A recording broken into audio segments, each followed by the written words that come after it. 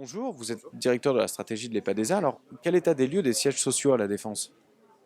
Les sièges sociaux à la Défense, c'est un état des lieux qui est plutôt positif depuis, je dirais historiquement, depuis le démarrage du quartier. C'est un quartier qui a vocation à accueillir des sièges sociaux ou plus largement des grandes plateformes d'entreprises, puisque certaines grandes entreprises qui sont présentes à la Défense, comme EDF par exemple, ou même comme la Société Générale, n'ont pas juridiquement leur siège social à la Défense. Pour autant, elles ont trouvé finalement sur le quartier de la Défense un lieu d'expression de leur stratégie d'entreprise, un lieu d'expression de leur image extrêmement forte, et puis surtout des volumes qui leur permettent d'accueillir des salariés de manière extrêmement importante. Ces dernières années, on a expérimenté l'arrivée de nouveaux sièges sociaux, comme Thales par exemple ou Deloitte, qui étaient des entreprises plutôt situées à Paris ou à Neuilly.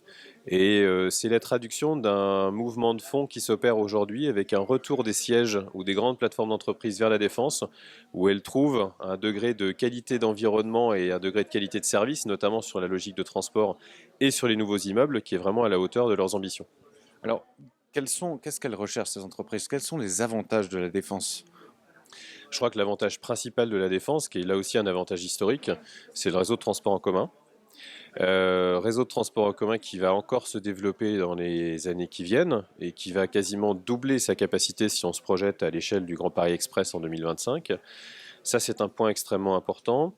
L'autre avantage de la défense, c'est la capacité à produire une offre immobilière qui est une offre immobilière particulièrement adaptée à leurs besoins. La tour a beaucoup changé.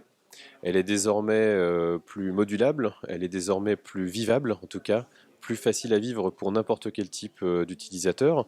On le voit d'ailleurs parce que des sièges qui sont installés à la Défense aujourd'hui comme Engie ne peuvent plus facilement quitter la Défense précisément parce que les salariés n'ont plus véritablement envie d'aller travailler ailleurs. Il y a une combinaison en fait de facteurs entre l'accessibilité, la localisation dans un bassin d'emploi qui est extrêmement intéressant pour les activités de siège social, et puis, je crois, une amélioration globale de la qualité de vie sur le quartier qui va encore s'accentuer avec ce qu'on est en train de faire derrière la Grande Arche, l'arrivée de l'Arena et la multifonctionnalité du quartier qui est vraiment à l'œuvre aujourd'hui.